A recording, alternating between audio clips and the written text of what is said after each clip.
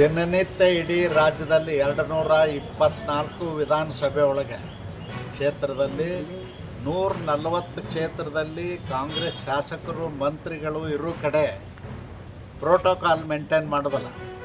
ನನ್ನ ಜಿಲ್ಲೆದೇ ಉದಾಹರಣೆ ಇದೆ. 198 ಕಾರ್ಯಕ್ರಮಗಳನ್ನ ಮಾಡಿದ್ದಾರೆ. ನಾನು ಕರೀದೇನೆ, ಲೆಟ್ರು ಬರೆದೀನಿ DC ಗೆ ಮತ್ತು ಕನ್ಸರ್ನ್ ಅಧಿಕಾರಿಗಳಿಗೆ, ಚೀಫ್ ಸೆಕ್ರೆಟರಿಗೂ ಲೆಟ್ರ್ ಬರೆದಿದ್ದೀನಿ, ಕರ್ನಾಟಕ ಗೌರ್ಮೆಂಟ್ ಚೀಫ್ ಸೆಕ್ರೆಟರಿ. ನಾನೇನು ಹೇಳ್ತೀನಿ, ಪ್ರೋಟೋಕಾಲ್ ಮೇಂಟೈನ್ ಮಾಡೋದು ಪ್ರತಿಯೊಬ್ಬರದ ಜವಾಬ್ದಾರಿ ಮತ್ತು ಕರ್ತವ್ಯ, ಮತ್ತು ಸರ್ಕಾರದಲ್ಲಿ ಅದಕ್ಕೆ ಆದಂಥ ಕಾನೂನುಗಳಿದ್ದಾವೆ. ಬದಲಾಗಿ ನಾವೇ ಮೈ ಮೇಲೆ ಎಳ್ಕೊಂಡು ಮಾಡಿದ್ದೀವಿ.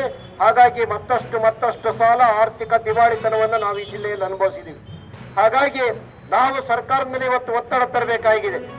ಈಗ ಯಾವ ಪರಿಸ್ಥಿತಿಗೆ ಬಂದಿದೆ ಅಂದ್ರೆ, ಮೊನ್ನೆ ಕರ್ನಾಟಕದ ಉಚ್ಚ ನ್ಯಾಯಾಲಯ ಛೀಮಾರಿ ಹಾಕ್ತಿ ಕರ್ನಾಟಕ ಸರ್ಕಾರಕ್ಕೆ. ಪಕ್ಕದ ತೆಲಂಗಾಣದಲ್ಲಿ ಮತ್ತೆ ಕೇರಳದಲ್ಲಿ 900 ರೂಪಾಯಿಗೆ ಸಿಗುವಂತ ಸ್ಮಾರ್ಟ್ ಮೀಟರ್ ಅನ್ನ ಕರ್ನಾಟಕದಲ್ಲಿ ಯಾಕೆ 10,000 ರೂಪಾಯಿ ಖರೀದಿ ಮಾಡ್ತಾ ಇದ್ದೀರಿ ಅಂತ ಅರ್ಥ ಆಗಿಲ್ಲ.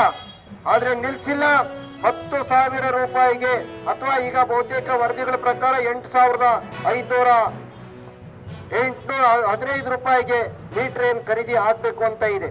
ಆ 8,500 ರೂಪಾಯಿ, 515 ರೂಪಾಯಿ ಕೂಡ ಖರೀದಿ ಆದ್ರೂ ಅದು ಜನರ ತೆರಿಗೆಯ ಹಣ. ಯಾಕೆ ಇಷ್ಟು ದುಬಾರಿಯ ಮೀಟರ್ ಅನ್ನ ಖರೀದಿ ಮಾಡ್ತಾ ಇದ್ದೀರಿ? ಬಹುತೇಕ ಎಲ್ಲಾ ಮೀಟರ್ಗಳು ಸುಸ್ಥಿತಿಯಲ್ಲಿದ್ದಾವೆ. ಅದರಲ್ಲಿ ಯಾವುದೇ ನ್ಯೂನ್ಯತೆ ಕಂಡು ಬಂದಿಲ್ಲ.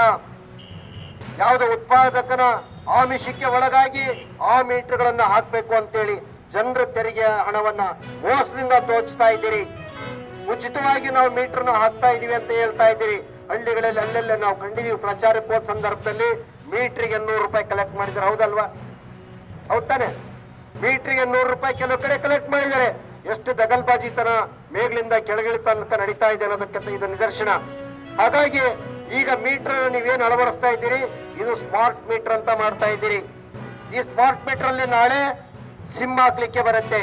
ಆ ಸಿಮ್ ಅನ್ನು ಹಾಕಿ, ಸಿಮ್ ಅಲ್ಲಿ ಕರೆನ್ಸಿ ಇರೋವರೆಗೆ ಮಾತ್ರ ನಾವು ಕರೆಂಟ್ ಅನ್ನ ಬಳಸ್ಕೋಬಹುದು. ಆಮೇಲೆ ಆ ಕರೆಂಟ್ ತಂತಾನೆ ರದ್ದಾಗತ್ತೆ.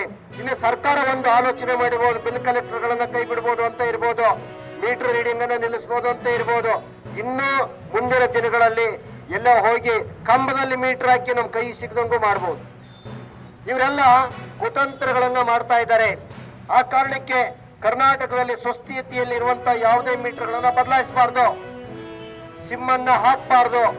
ನಿಮ್ಮ ಈಗಿನ ನೀತಿ ನಾವು ಒಪ್ಕೊಳ್ಬೇಕು ಅಂತ ಹೇಳಿದ್ರೆ, ಮೊದಲು ಪ್ರತಿ ಗ್ರಾಹಕನ ಜೊತೆಗೆ ಗ್ರಾಹಕ ಕಾಯ್ದೆಯ ಕೆಳಗೆ ರಕ್ಷಣೆ ಸಿಗುವಂತ, ಪರಸ್ಪರ ಒಪ್ಪಿಗೆ ಇರುವಂತ ಒಪ್ಪಂದಕ್ಕೆ ಸರ್ಕಾರ ಮತ್ತು ಇಲಾಖೆಗಳು ಕರಾರು ಮಾಡ್ಕೋಬೇಕು.